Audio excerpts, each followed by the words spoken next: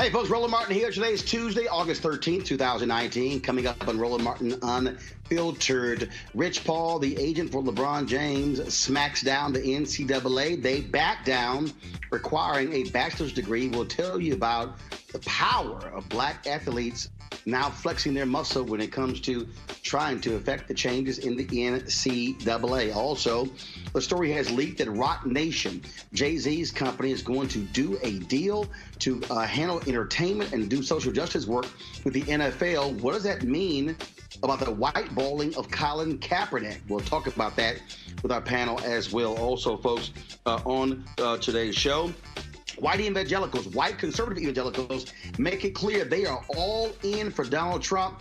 I have been warning you not to trust them. All they care about, I keep telling y'all, is abortion as well as same-sex marriage. They don't give a damn about his racism. They don't give a damn about how he does the environment and how that's a troubling sign for 2020. Also, folks, on today's show, we'll deal with what is happening. First of all, we'll also talk about, of course, with Lonnie Love. Had a chance to catch up with her at Essence Festival. What's happening with The Real and other things she's involved in. Folks, we got a jam-packed show. Oh, it's time to bring the funk on Roland Martin Unfiltered. Let's go. He's got it. Whatever the miss, he's on it. Whatever it is, he's got the scoop, the fact, the find. And when it breaks, he's right on time and it's rolling. Best believe he's knowing. Putting it down from sports to news to politics. With entertainment just for kicks, he's rolling. It's on go, y'all. It's Roland Martin, rolling with Roland now. He's funk, he's fresh, he's real, the best, you know he's Roland Martin now.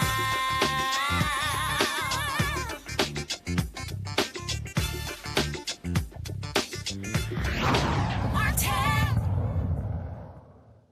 On this show, we also talk about the power of the black athlete, especially in the NBA. Well, we had just saw that this week.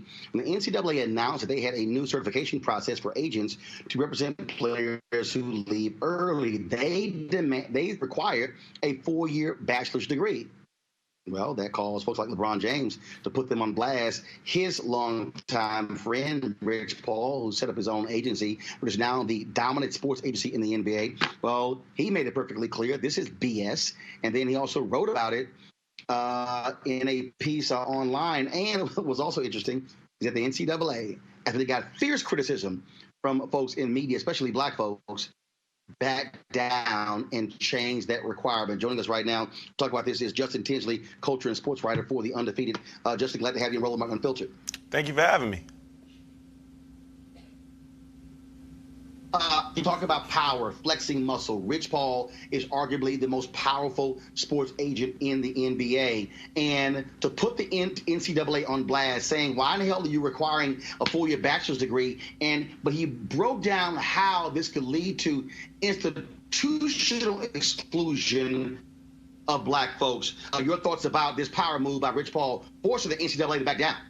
Well, first and foremost, as Rich noted in his column on The Athletic, and I wrote in mine for The Undefeated, this was always going to be about more than just Rich Paul. Because Rich Paul is who he is now. He's best friends with LeBron, and he's an astute businessman. He has some of the top clients in the NBA, whether it be Anthony Davis, Draymond Green, so on and so forth, and of course LeBron being the most prominent. So he's already, in the eyes of some detractors, he's infiltrated the system. This is about providing a stopgap for the next class of Rich Pauls. So that's what that was always about. And if you could just go back through the NCAA's history, I think a lot of people saw this decision as a way to police black mobility within college sports. I don't even have to go into in depth how desegregation impacted HBCU sports. We all know about the pay-for-play debate in sports that has raged on for decades now. And you just look at black graduation rates for black athletes at these Power 5 schools. They're all disproportionately affect black athletes in an actual negative manner. So this was just the next chapter in that story. And I think Rich Paul and LeBron and so many other people saw that for what it was. And by the text of the rule, it was a racially neutral rule, but by implementation, it definitely had racial implications because it just impacted basketball. If it didn't have anything to do with that, it should have been a rule that impacted across the board. Like they didn't influence this rule for college hockey, but it was just for college basketball. So that's how a lot of people saw it. And that has always been the issue that folks have brought up in terms of how the NCAA and really folks at large, especially a lot of white folks, how we view these issues in sports, because the language around football and basketball is totally different than the language around tennis, around hockey, around baseball, and other sports. You say which two sports? You see mostly African Americans, football and basketball. Yeah, and absolutely, those are the revenue generating sports as well. When you look at the grand scheme of things, this was a way to police black mobility because now if you can have agents come in and they don't have the bachelor's degrees, they don't come from the big time business schools or graduate programs that a lot of other agents may have come from. If you have unconventional routes into that world, that's going to scare a lot of people.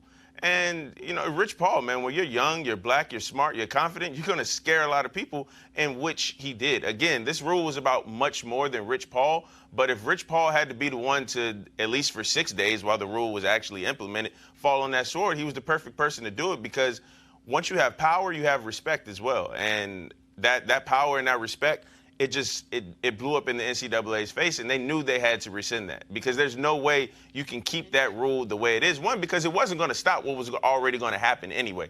These players are playing on AAU teams. They're playing nationally as young as middle school. Like I follow a couple of different accounts on Instagram, and I see middle school players being touted as, oh, this guy is the top 5 player in the 2024 class, and I'm like, hold on, class of 2024, how old is he at this point? And so these young boys, they're already on the national profile from a very young age. So it's not like implementing a rule is going to stop what is already going to happen anyway. And it's not like acting a bachelor's degree is the say-all, end-all, be-all in terms of your competency.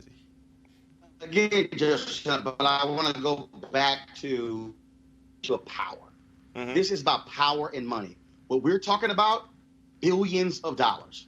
And what we know is that historically, you have had white agents that have dominated this area. And how did that then transcend? Well, then you had white advisors, white lawyers, white accountants, white business managers, white marketing firms. LeBron James comes along, takes his boys, sends them to get trained. They then take over their own marketing, take over sign other clients. And so really what we're dealing with here, which is why I think the audience needs to understand how this thing sort of just multiplies. What you're seeing are folks who are saying, yo, hold up.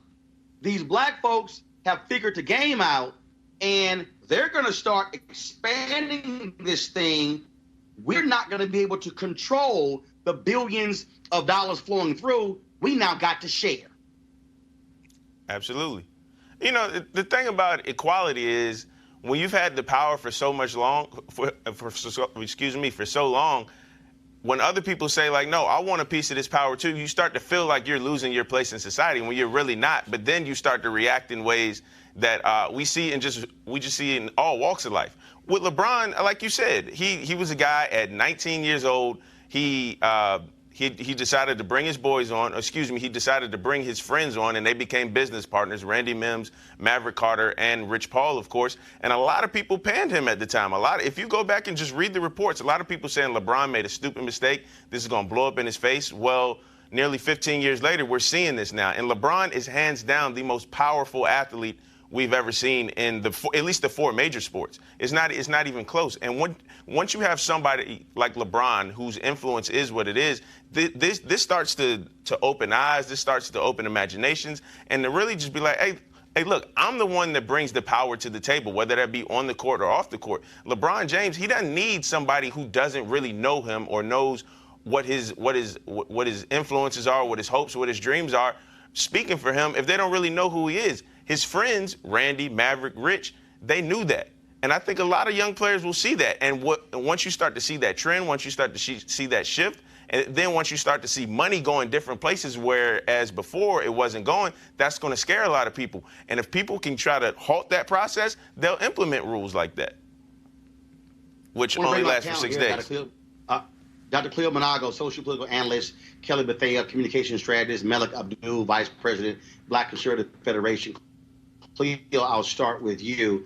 And there's somebody who's watching who's saying, okay, why you make a big deal out of this? This is just sports. No, this is about the control of the flow of dollars.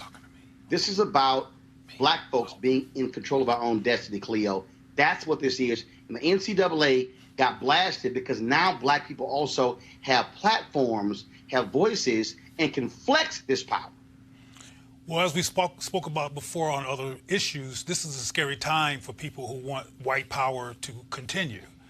And NCAA's impulse was, in my opinion, to circumvent the potential for the likes of these brothers to actually stay in their position because they want to keep the power position.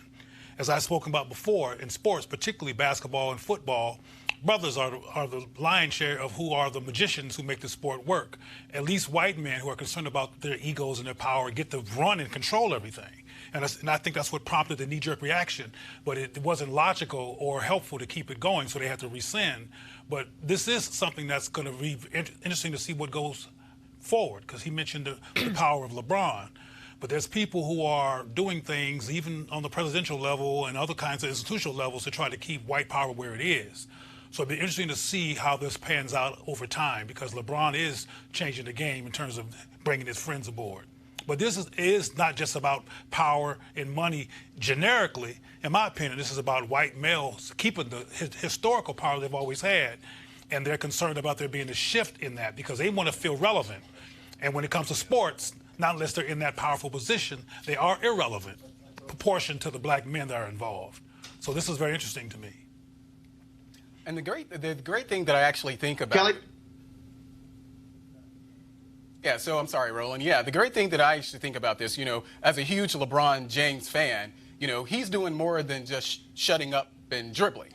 He's actually creating a system where people can actually come together, and especially we're talking about Black athletes. For LeBron to actually lead this effort, I think that the opportunities from here are endless. When I first heard about this, before they rescinded it, I thought to myself, I was thinking about, it's a little different, but I was thinking about employment law, where this thing is called disparate impact. It's not necessarily, sign out and, documented as far as it being race related, but the impact of that, of course, those of us who are actually felt by those type of racial policies, if you will. So when I heard that they actually rescinded it, I said to myself, LeBron is once again changing the game. And this is what he's done in so many instances. But I think that this is actually giving power to our sports industry across the board. I would love to see something like this continue where they're not just talking about, this is not even a protest. So I'll be interested to see how people respond to it, because this is not a protest. This is about someone like LeBron James using his power to influence the narrative around NCAA and other issues. So I look forward to it, and I think it's a great thing. I honestly think it's a great thing. Kelly, go ahead. No, I agree with my panelists here. When Paul mentioned that he didn't know the exact term for such a policy, it really is institutional racism at its finest and in its infancy. Again, this is a niche industry and institution in which it's only applicable to basketball. It didn't even apply to any of the other sports that other Black athletes could also be a part of, like tennis, like even football. But they knew that NCAA regarding basketball, there's more Black people in that arena and more Black people will be affected by this new policy. But it is definitely institutional racism.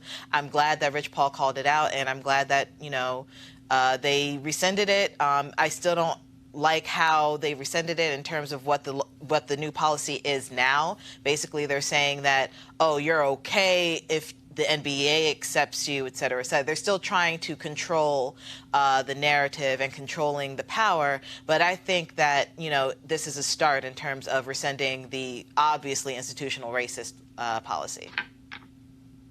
Go to our next story. That is today's story leaked that Rock Nation is signing a deal with the NFL to handle entertainment for the network, as well as involving them on social justice issues. There's going to be a news conference tomorrow at Rock Nation in New York City, where Jay-Z will be there to talk about this deal and explain exactly what's going on. It has raised a lot of questions for people because, of course, Jay-Z primarily he never said it publicly that he would not perform at halftime for the NFL, but he, of course, has talked as sent word others not to do so as well. Justin, you're still there. I want to bring you in on this here. We don't know the full details of this. We don't know if Colin Kaepernick was informed about it. We still know that he is being whiteballed by the NFL, has not been signed by any team. He posted a video last week where he showed him getting up at 5 a.m., 5 days a week, still working out. Are you surprised by this Rock Nation announcement, even though this leak? Again, we'll hear more tomorrow, but are you surprised with all of the energy that was around entertainers, not Rihanna and others, not one for the NFL, Colin Kaepernick, that the NFL would sign this deal with Jay-Z's Rock Nation? Yeah, I mean, I can't lie to you. When the news broke today, I was like a lot of people. I was like, this is interesting. Because, just a couple of months ago, it was reported that Jay-Z was telling Travis Scott not to perform at halftime. And Jay-Z's even gone on record on the song Ape. I can't say the other word. But, it was a Grammy-nominated. Yes, you can. Oh, I can? Oh, yeah, okay. Well, I didn't know. This is my first time on here. The song is called Ape Shit. And on the song, he said, I don't have to perform at the Super Bowl. You need me, I don't need you. Tell the NFL we in stadiums too. And now you have this partnership with the NFL. Yeah, it did strike me as odd, but Jay, if it's one thing I know about Jay, he's a very astute businessman. He's very calculated, and I think he understands his image, at least in terms of just this discussion right now. Now, of course, when you put the pieces together, he's a part of the Reform Council with Meek Mill in terms of criminal justice reform, and Bob Kraft, the New England Patriots owner, is on there. And then, like you said, the Colin Kaepernick video came out last week, and then this story comes out now. It strikes me as odd, but it's also one of those type of things where I want to see how everything else plays out before I really try to form a full opinion on it, because he's as calculated as they come, and I don't think all the pieces of this puzzle have really been laid out on the table yet. Well, obviously we won't know until the news conference tomorrow, again, taking place at noon Eastern. And I had posted on my social media accounts that I was going to speak to this. And then the folks at Rock Nation did reach out to me, and we had a conversation off the record, but a news conversation tomorrow. And I do want to hear more details as well, because, again, there are African Americans out there who still are boycotting the NFL. Also, Cleo, I want to hear from Colin Kaepernick. I think that Colin Kaepernick has not done, I don't think he's actually done an interview in 3 years. I do believe that also, not necessarily just tied to this, I also believe that Colin Kaepernick needs to come out and speak. That Colin Kaepernick needs to sit down and do 1 or 2 or 3 interviews, sharing his thoughts present day, talking about, the white balling.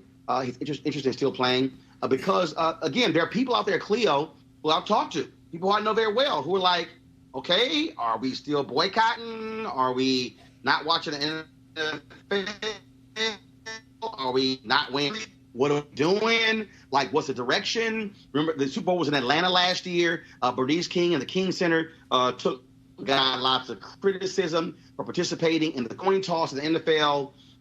You had people who were criticizing Jermaine Dupri as well. And it's sort of like, where is this movement, if you will? Is it even still there when it comes to backing Colin Kaepernick, who took a knee to protest police brutality? Your thoughts?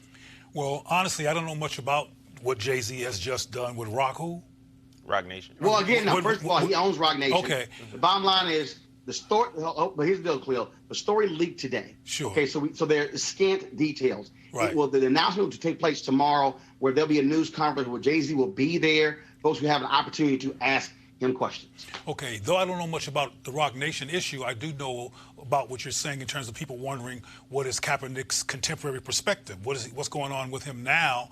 Is the movement still in place? He still don't have no gig. He still is who he is, and people who are inferior to him are still being hired in terms of people's capacity to play football, who aren't as good as he is are getting hired and he's not. So it's clearly still political issues going on in terms of his name and him being able to play ball again. So we want to know what's going on, man.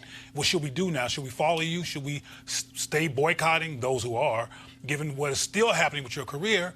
And I would love to hear from him, but apparently he's doing other things. Maybe he'll come out now that Jay-Z is doing this. Actually, no, but he's not. I mean, first of all, he's doing other things because, hell, what else he got to do? Exactly. The reality, Kelly, is that Colin Kaepernick, I know this for a fact, Colin Kaepernick wants to play in the NFL. Yeah. Colin Kaepernick wants to show his skill set. He's getting older. It's now been 3 years. Yeah. No NFL team has expressed any interest. Nobody can convince me with some of the scrubs I see playing in the NFL that Colin Kaepernick is not being signed because he doesn't have any talent. That is total BS, Kelly. Oh, that definitely is false. But I can't really speak as to why he hasn't said anything. I do know that the lawsuit, my understanding, was settled. So in terms it was settled. So in terms of whether there's a boycott after that, I'm not sure. Personally, I don't think there would be, but I do know some people, myself included, who hasn't really seen a football game since all of this has started. Now, regarding the Jay-Z issue, given that he is a businessman, and I've seen, some things about him and Beyonce, frankly, they do some things and it doesn't make sense at its inception, but then when everything is laid out on the table and you see the big picture, it makes a lot of sense. So for a perfect example, Beyonce for Coachella was actually given less money up front than Ariana Grande. A lot of people are upset about that, but then it was revealed. No. Hold on. That was a report that was never confirmed, and folks at Live Nation came out later and said there was no higher payment for Ariana Grande and Beyonce, but so that was a report, again, that was never confirmed. That was a rumor. Okay, well, even if it were true, the backlash from that was great. But at the end of the day, she still got the Netflix deal. She was still able to sell her stuff on Netflix, and we saw like the big picture of what that plan was between Coachella, the documentary, the album to come after. So with Jay-Z, maybe he was telling people not to perform because of this pending situation with the NFL. I'm not sure, but I am interested to see what comes of this tomorrow. Donald Trump, I think it was a few days ago, actually commented, interesting, where he didn't have the nerve to say, well, if Colin Kaepernick is good enough to play, then a team should sign him. Yes. Whatever. Trump said that? Yes, he absolutely said it, and I agree with him. It was a great thing for him to say. To the issue, I just had 2 points. First of all, it was a great thing to say after calling him a son of a bitch and yes, trashing him all last year. Yeah, I got you. Sure, but I'm glad he actually cleared the air and said what he said. This is an election coming. The 2 points that I would make, actually to piggyback on what Justin said, my initial reaction when I first heard this story, I thought about Jay-Z and the Travis Scott situation during the Super Bowl, and I said, well, this sounds pretty convenient. Now you're going to actually work with the NFL, and Colin Kaepernick is still not playing.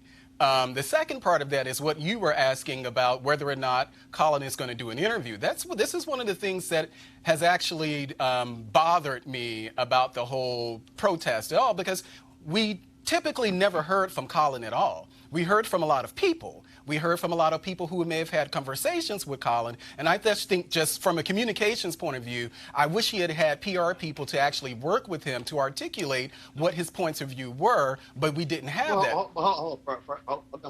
Stop. First of all, you're making assumptions. First and foremost, you're wrong. He has had PR people. He has communicated through his social media.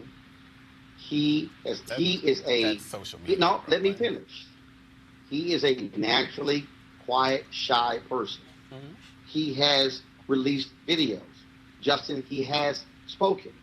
It's not in his nature to do interview here and here and here and here and here. I've reached out to him. First of all, I've talked to him directly, okay, offline, phone calls, text messages. But it's not his nature to have a news conference.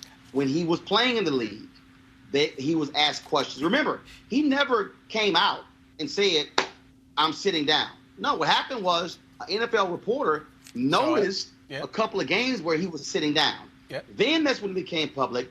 Then you had the former, I think it was Navy SEAL or Special Forces, who said, hey, it's better for you to kneel than to stand. And Nate stood next to him. So you actually had that taking place. It's just he's decided. Not that he doesn't have any expertise. Folks have talked to him. I know this for a fact. He's decided that I've said enough. I'm simply saying that I do believe that after a very long period of time, now will be a great opportunity for Colin Kaepernick. I don't care if it was me or somebody else to simply sit down and share his thoughts. Here we are 3 years later, settlement is taking place, all these things happen. It'll be great for folks to hear now from Colin Kaepernick. And that's my thoughts. Malik, and then Justice, then I'm closing this segment out. Yeah, I get your point, and I do think that he actually should say something. What I also believe is that he should have said something a while ago. I think this has kind of gone on now. I don't think that Colin would ever actually play in the NFL again. I don't think that a team will pick him up. But I think if he had actually, beyond social media and conversations that he had privately, if he was public and actually talking about these things, I think it would have actually personalized it more in ways than what it has been with just this kind of impersonal social media conversations. I think that if he had actually led the charge, and he didn't have to, every day talk about this, but I think if he had actually taken the effort to have a sit-down interview with someone safe, to really kind of go through and let people hear from him as opposed to either his girlfriend or other people, I think that may have helped him. I think not doing that did not help him as much as it could. Justin, final word here. Bottom line is this here. Yeah, I think the point is Colin Kaepernick could have talked to he was blue in the face. The white NFL owners were not going to sign Colin Kaepernick, and that's why he is still whiteballed. I mean, I think from the moment the president of the United States called him a son of a bitch, that pretty much sealed his career right there, because the power structure in the NFL is way more pro-Trump than it is pro-Kaepernick. And that's just the point. Just to piggyback off this discussion, when Colin was going through his protest, even when he was being whiteballed after his last season with the 49ers, I think people were cool with him not saying a lot, at least publicly, because they understood what the end goal was. The end goal was all right, he's either got to get signed to a team or you got to take the NFL to trial, take him to task. And now that this collusion case has been settled and pushed to the back burner, a lot of people are still wondering, okay, well, what are we doing now? A lot of people are looking to him for answers. Like, do I watch football now? Because I'm of the belief, I think Colin Kaepernick still watches the NFL. One of his best friends is Kenny Stills. And we saw what he had to say about Kenny Stills and the Miami Dolphins owner, Stephen Ross. So I do think right now would be a great time for him to speak. Again, he doesn't have to go on a media blitz tour, do 30 interviews in 30 days. But I do think one or two really well-placed interviews to just really tap into his mind and see what he's thinking would help a lot of people out, because I know a lot of people, specifically black people, are still confused about whether they feel comfortable watching the NFL right now. But what's not confusing is why he just doesn't have a gig. What's not confusing at all is why he has not been hired by another football team. It's because of racism, straight up racism, right. And because he stepped up for black people. And we need to keep that in mind, those of us who are still messing with the NFL despite the fact that they're racist. All right, Justin Tinsley, theundefeated.com. I appreciate it, man. Thanks a lot. Thank you. All right, folks. Trump got overwhelming support from white evangelicals in 2016, winning a higher percentage than George W. Bush, John McCain, or Mitt Romney. According to a 2019 Pew Research poll, their support continues. Almost 70% of white evangelicals approve of Trump's performance in office. Some of the things they approve of: he acts like a bully, but is fighting for them. He sees America like they do, a menacing place where white Christians feel mocked and threatened for their beliefs. And he's against abortion and gay rights, and has the economy humming to boot. Now, that's all based on the story in the Washington Post. it was really interesting reading this story, Kelly, because I'm reading this story and you're seeing these comments like, yeah, basically we can excuse the racist stuff. Yeah, okay, he cheated left and right, the porn stars and everything, but the quote from Ralph Reed was hilarious. Well, everyone has moral failings. The extent the white conservative evangelicals are going to make excuses for Donald Trump, I kept telling everybody, white conservative evangelicals don't give a damn about racism. They don't care about the economy. They don't care about sexism. They don't care this man is a liar. They don't care this man cheats. All they care about is abortion, same-sex marriage, and gay folks. That's it. And I would take it a step further. I would say that they don't even care about Christ, because if Christ were to come down today and look for his most devout followers, I sincerely doubt that they would be going to a white evangelical church. Because what they're doing is unchristian. What we are seeing right now is just plain racism. It is plain bigotry. It is plain prejudice, but it is not Christian. I am a Christian. I know that you are a minister. We know our Bible. We know our teachings. My wife's a minister. Your wife's the minister. I thought you said you were a minister. I'm sorry. He has a ministry. Oh, he has a ministry. He has a ministry. Is that what it is? This is his ministry here. And even that is fair. Sustained. Go ahead, Joe. But you understand my point. We know our Bible. People who are Christian know our Bible. And this is one of those things where you can't point to a verse where they are actually following the red letter Bible to a fault such that Trump actually aligns with it. It doesn't make sense. It doesn't match up, because what they're practicing is not true Christianity. It's bigotry. Have you ever I love this quote here in this Washington Post article where this guy, so what happened was the Washington Post interviewed 50 white, first of all, they said 50 evangelical Christians. They should have said white, in 3 battleground states, Florida, Pennsylvania, and Wisconsin, to explain why they like Trump. This guy was like, well, quote, you just got to accept the bad with the good. And then when you also go into this story, they talked about, how Obama made them feel so bad because their thoughts on same-sex marriage and abortion. And then here's Ralph Reed, okay, the chair of the Faith and Freedom Coalition. He said, I'm going to fight for you. I'm going to defend you. Then he says he gets it. He knows they're hungry for that. But Cleo, what's hilarious is these people are so close. They one person even saying, yeah, I like Trump because he talks about God a lot. That man ain't got nothing godly about him. He's playing these folks. He is. Roland, pardon me for being redundant, but I've said a million times, at least 2 million times, do not try to look at this through a logical lens. And Kelly mentioned that if Jesus came, he would not approve of this, but that depends on whose Jesus you're talking about. That's true. I mean, if you ever seen pictures of the KKK with Jesus Saves behind them, they're serious as a heart attack.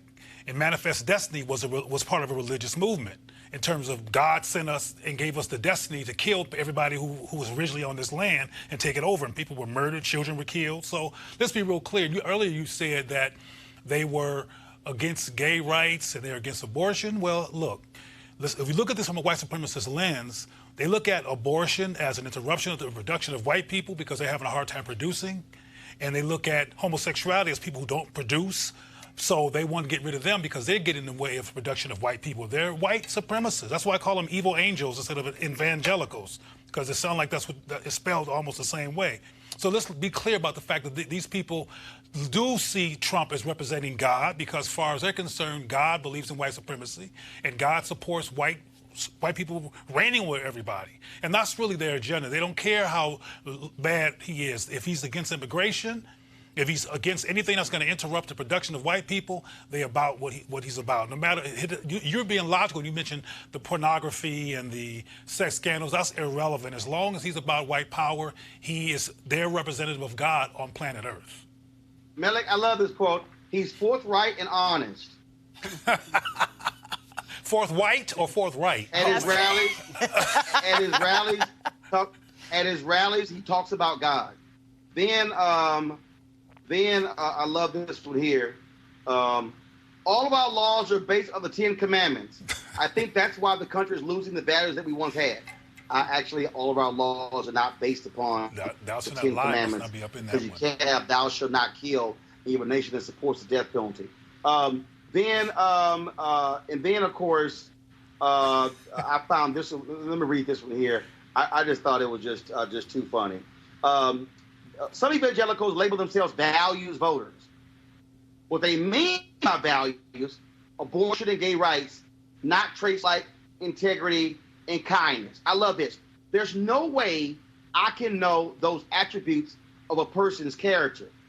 According to this woman, Julian Ketchum of Hope Community Church in King of Prussia, Pennsylvania. I love this one, Melik. Here we go. Which is, although he then said he picked Trump over Clinton in part because he found her dishonest.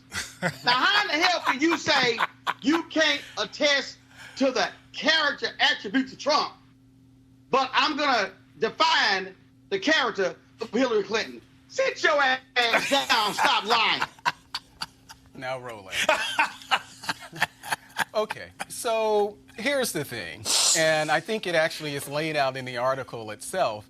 Once you dug in the article, what we're talking about are issues, things that the evangelicals support. I think we would do ourselves a disservice not to acknowledge that there aren't plenty of black evangelicals who are against same-sex marriage, who are pro-life. I can't think of what the other they. But hold up. Let's be clear. There are black evangelicals who do not support same-sex marriage. Yes. Who are pro-life, but who also don't have blinders on, who don't ignore racism, who don't ignore the economy, who don't ignore how undocumented workers are being treated. The problem for these white conservative evangelicals, they don't give a damn about none of that. They don't give a damn about the border. They don't give a damn about his comments in Charlottesville. They don't care about none of that.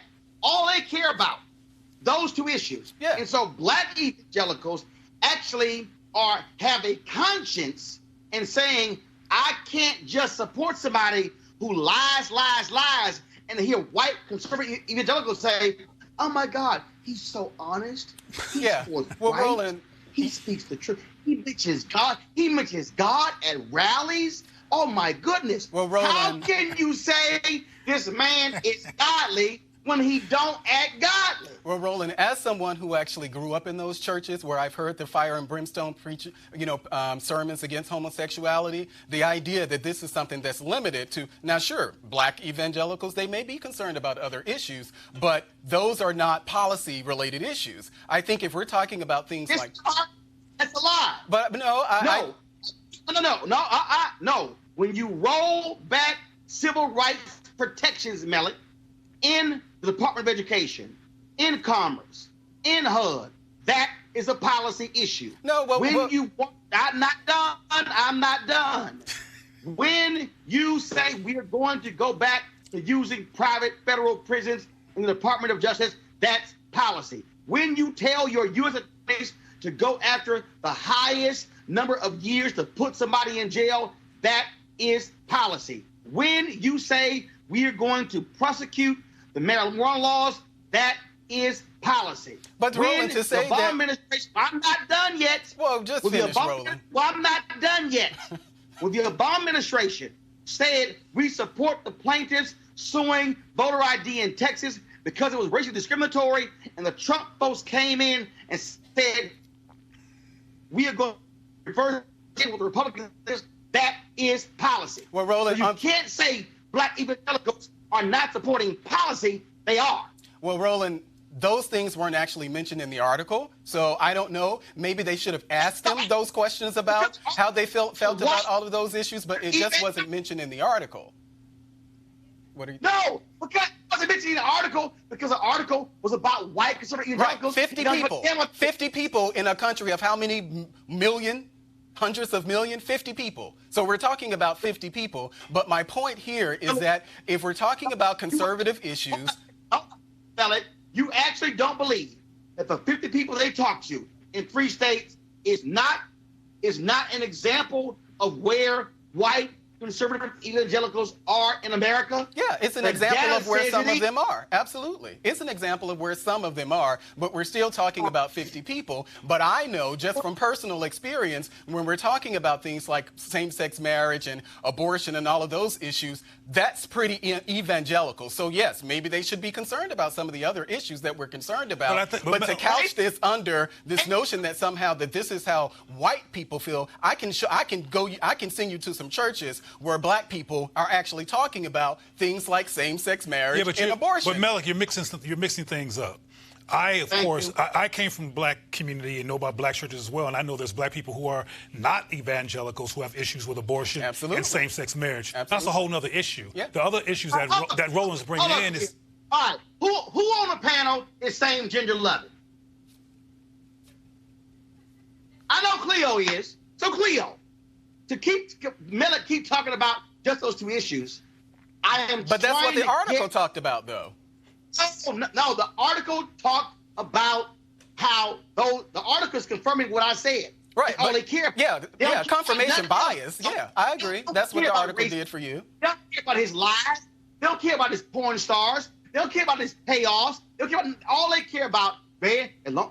Trump, you can do whatever you want. Because they're not talking about the pastor of their church. They're talking about a politician. They're talking about God, though, too. Yeah, but they're still talking about a politician, not someone who's actually pastoring a church. So I think that is a distinction between a politician and a moral leader, someone that you would actually have leading your church. But I'm pretty sure that none of those white evangelicals would like Trump to be the pastor of their church. Well, I'm pretty sure of that. I'm pretty sure of that, but we're going to... Please stop. I am talking. Leah, I'm going to you. I can't hear you. The article is confirming what I am saying. Right, your confirmation bias. White, Melik, I'm talking.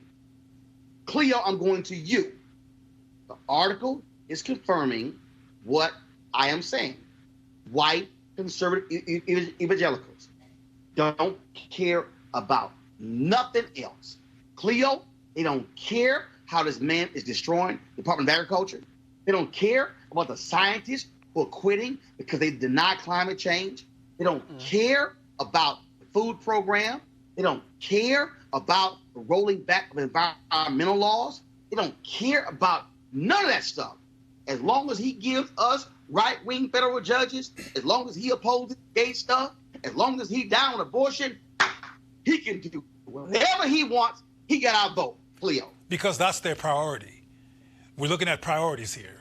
And everything else you mentioned, including climate control, which is connected to capitalism, frankly. If people take a look at climate control and what it's actually doing to the country and to the world, people will have to change up how they make billions and billions of dollars, and they don't want that interrupted. That's more important than the world, than being rich. And that's one of the problems we have in this country. But the bottom line is that their priorities is power. Their priorities is people who are not going to support the institutionalized interruption of the production of white people, which is how they see abortion and how they see homosexuality. So this is an issue simply of having focus. And because people had focus, including the 53% of the white women that voted for him despite pussy grabbing, et cetera, they were like, he can grab all the pussies he wants. As long as he does what he says when he said, you'll never be ignored again. And we were real clear when he said, making America great again, which was a contrast to Obama and his black wife. So let's be real clear here that people wanted to make sure that somebody was going to be in office that was going to whiteify with no questions in terms of their agenda, and even the immigration laws. I mean, there was an article that came out I think today about Trump prioritizing rich white immigrants coming over here. So there's real clear here about priorities. Melik, then Kelly. Yeah, well, I disagree that this is some notion somehow, to further white supremacy. Obviously I don't agree with. Obviously, I don't agree with that at all. I think it's a ridiculous assertion to even make. But again, focusing on what they're talking about, they could have very well asked those white evangelicals their views on criminal justice reform or some of these other issues, but they didn't. So we're talking about, as you said, stacking the courts. How do you know they didn't? How do you know? How do I know what? How do you know they didn't ask them? How do I know? Say that again? How do you know they didn't ask about those other issues? Well, it wasn't mentioned in the article. We're literally talking about an article. So they didn't. Why didn't they ask them? You don't know that. Well, if they did, they didn't bother to put that in the article that we're talking about based on the 50 people in battleground states around the country. So don't assume it didn't ask. But it's not in the article. So if they wanted their point of view articulated in the article, they would have actually put that in the article. So they didn't think, the Washington Post did not think that those issues were important, which I assume is why they didn't ask that and put it in the actual article. Are you a journalist? Do what? You're a journalist, Melly. Oh. Am I a journalist? No, I'm not a journalist. I just read the article. Ever written a news story? No, I haven't. I just know what was in the article. And those things weren't in the articles for a reason. They didn't want it in the article. Melly, I've written thousands of news stories, and guess what? There are times when you don't put everything in an article. Right, but we're talking about things that weren't put in the article. No, they weren't put in the article. Assuming your comment. Did he go to me? Yeah, Kelly? Okay. No, I agree with Dr. Cleo here in terms of, white evangelical Christians, I would argue, is, the cornerstone of white supremacy in this country as it stands today.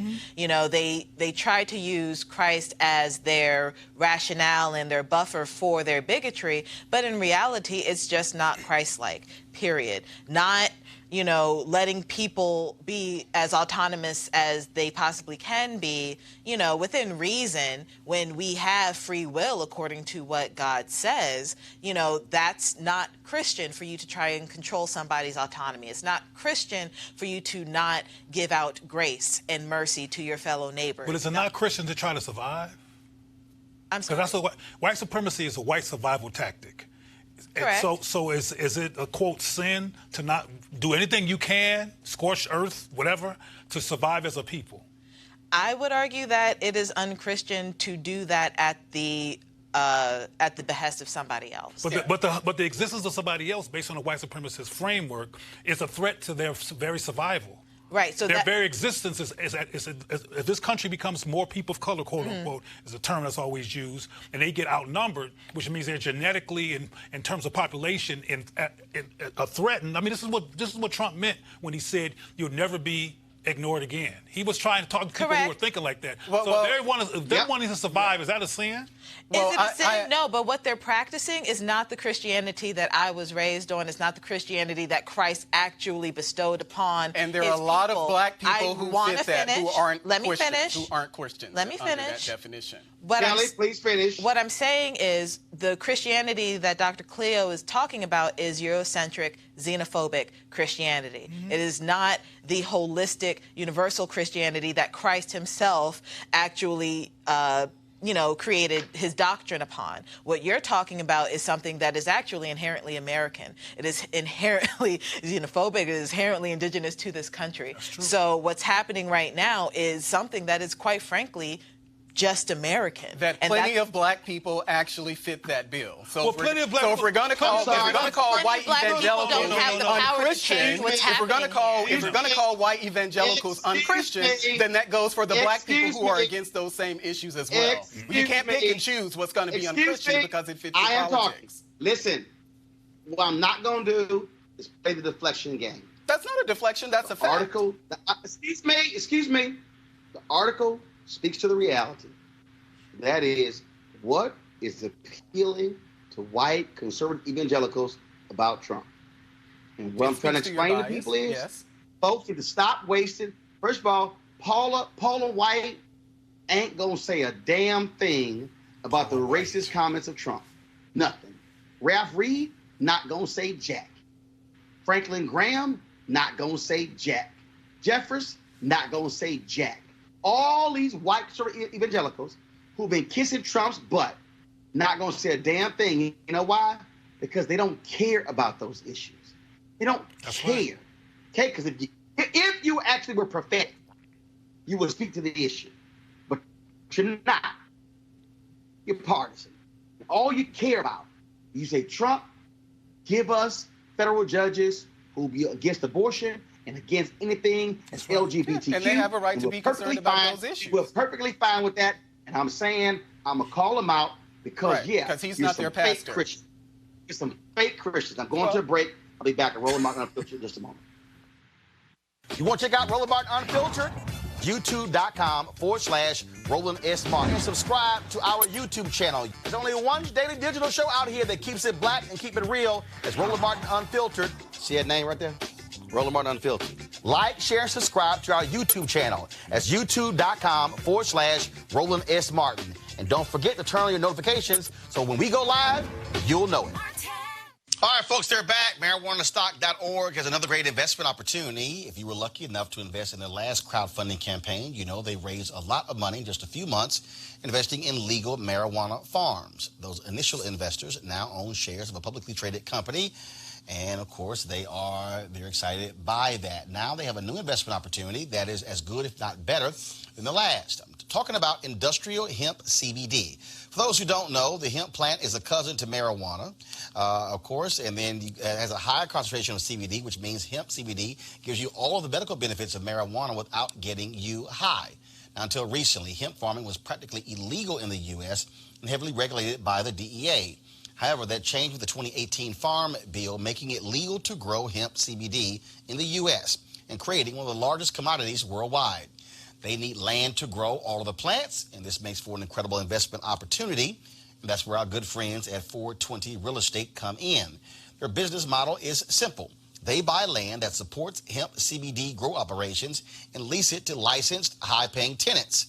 That's right, they are hemp CBD landlords, and you can get in on the action. You can invest in this crowdfunding campaign for as little as $200 up to $10,000. All right, folks, all you got to do is go to marijuanastock.org. That's marijuanastock.org if you want to get in the game. And if you do so, do it now. All right, folks, big shout out to gymnast Simone Biles. She made gymnastics history twice in one weekend. During the U.S. Gymnastics Championships on Sunday, she nailed a historic triple-double on floor. In case you missed it, here he is.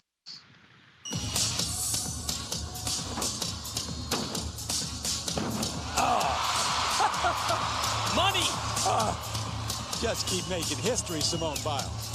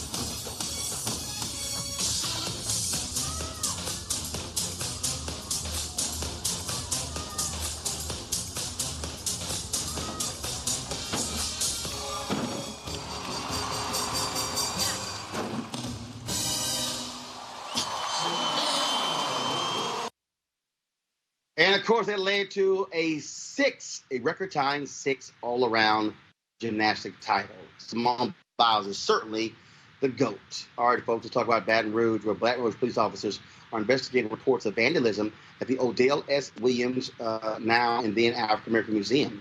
The museum was founded by local community activist Sadie Roberts Joseph in 2001. As we reported, Joseph was found dead in the trunk of her car on July 12th. The museum has been closed since her death, and so we certainly hope that they find who actually did that as well. All right, y'all, you know what time it is. No charcoal grills are allowed. I'm white. I got you, bro. Illegally selling water without a permit On my property. Whoa! Hey! You don't live here. I'm uncomfortable.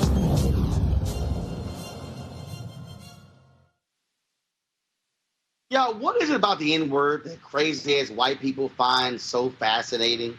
These two not only love the N-word, well, just check this out. Hey, niggers, because it's smell they don't work, so we should bring back slavery to whip them niggers. Bring back the KKK. Woo! People like black people. Bring back slavery to whip them niggas and bring back the KKK. Oh, I cannot wait to see when these two fools don't get into their college of choice, Cleo. Well, I'm not sure they're not going to get into the college of their choice. We'll see, because there's people already on some of these campuses, the Ivy League campuses, with those perspectives, but they're usually a little bit more discreet than these two women. Were they drunk or were they just being freestyling? I mean, I can't tell what was really going on, but as I say all the time, these kind of perspectives were cloaked once upon a time, but now people are being very blatant with them, and I think that white folks are frustrated about what looks like a shift in the color of power in this country. So we're going to see more of this, and of course, not everybody has a camera, so we're missing some of the best moments when the camera wasn't present. So stuff doesn't surprise me, not at all. Yeah, Kelly, but I love it when they do roll the cameras. I mean, it helps us see exactly who people really are, right? And what's fascinating to me that people don't necessarily mention, but it's there, these are children who obviously got this kind of rhetoric from somebody, maybe a parent, maybe a mentor, but somebody older than them that is within, possibly even my generation. So to say that racism is dead because of Obama, that whole spiel that was happening, between, 2008 and now, basically, it's just not true. It's a bunch of crap. So, once again, white teenagers learning how to be racist from somebody who was a racist, and, circle continues. So, Roland, this is trash. This is trash. We can call it trash because they're probably What did you say, Evangelicals. They're probably evil angels, right? Yeah, so let's just go ahead and call this trash. Trash in its rawest form. But I cannot help but think that something, I don't know what is this tendency, and maybe racism really does explain it, but there seems to be just such exaggerated effort to be as provocative as you can be. I mean, the notion that we're talking about bring back slavery. What does that even mean? You want black people enslaved, you want us hung from trees, you want our mothers and sisters and daughters It means raped, we want to stay in power. You want us hogtied to stuff. It means we want to stay in power, and we don't want you black people interrupting our status and our privilege. You get on our nerves, so we're acting out.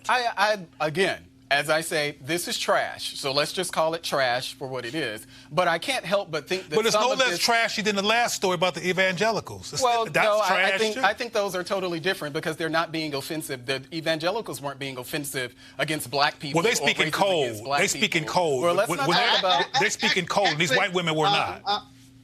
Melik, I dare say you offensive to black folks when you don't say a damn thing about racism, but you call yourself a pastor. Oh, right. Oh, yeah, I forgot, because journalists generally don't ask those questions that they want in the article. But this is trash. What the hell? What? Well, you were just, they didn't ask about those things. He didn't say that. He said it didn't make the paper. Can you ask they might have asked him. Well, okay, I'm sorry. As Cleo clarified, those things didn't make it to copy. So they didn't want those things actually made in. If they talked about it, they didn't want that actually in the article. Stay on subject. Well, I'm just making a point about, you said that those things were actually racist. I mean, well, the discussion was about what these crazy, trashy girls said, but Cleo actually switched to actually talk about what the Evangelicals said. I nuanced it. They're all the same thing. I'm just here so I won't be fined, Roland. Wow. So you won't be who? I know. I know what you're talking about. Let me go to my interview with Lonnie Love at Essence Music Festival. I don't know what you're talking about. Go on. Get playing. Roland, we are here again at Essence, and you the stage host. We had the first night Now, we talked about a shout-out. We discussed this. I was looking for you. You usually have on like a bright colored suit, and I couldn't find you. But I'm going to find you tonight. Tonight's the second night. I'm going to go to the stage center, and I'm going to shout you out. Roland Martin. Roland is a staple here at Essence Fest. We cannot have Essence Fest without Roland and his something. He going to have on something fly, like, you know, this. So now, tonight, I got something made. Tonight, it's going to be a white outfit, but the sleeves are kente cloth. Oh, that's going to be, okay, so I'm going to have them put the camera on you too, so everybody, all 70,000 people in the Superdome can see you with your, I'm going to say your mama made the suit, okay? That's An African brother made the suit. An African brother made the suit. You always going the extra mile. I appreciate that. I got a sister in Ghana made another outfit for me, and it did not get here on time, but wait, it's one of the outfits that was in Black Panther. But you barely saw it in the movie. But it was this. As a matter of fact, hold up. Hold up. I'm gonna get the reaction. I'm gonna get Lonnie's reaction. I can't wait to see this tonight. No, it's right. This ain't the one tonight. But I'm gonna show you. This is a video of the one. Come on, unlock. This is a video because first of all, photos. I got a whole album called African. Oh, but yeah, you do. You gotta separate all your stuff. This is the video of the outfit I had made. Oh, that ain't your size. His ass skinny. He ain't wearing mine. Oh, okay, all right. Yeah, that's tight though. That is tight. Yeah. If you would have came with that, yeah, I would have put you on stage. Well, it didn't get here on time. Yeah, but okay. It's coming. Actually, she's in Ghana. Oh, wow. Okay. She ain't like from Ghana in the U.S. No, her ass in Ghana. She original. Okay. Well, I can't wait to see tonight's outfit. Oh, yeah. And then you got something for Sunday, right? Oh, it's white and gold. Ooh, yeah. Alphas love that gold. Okay. Alphas love gold. Okay. Now, Essence is over, of course, Sunday night. But then the Delta Convention is here. You sticking around? That's right. I have to work. I have a show in New York, but I'm here in spirit because I just joined WW, so I'm going to be here. I've taped some videos for my sorors and everything, so I will be here through video. Now, have y'all taught Kim Whitley how to properly do y'all sign and ooh? Because Kim struggled at the Centennial. She had like the thumb. I was like, is that like a spider web?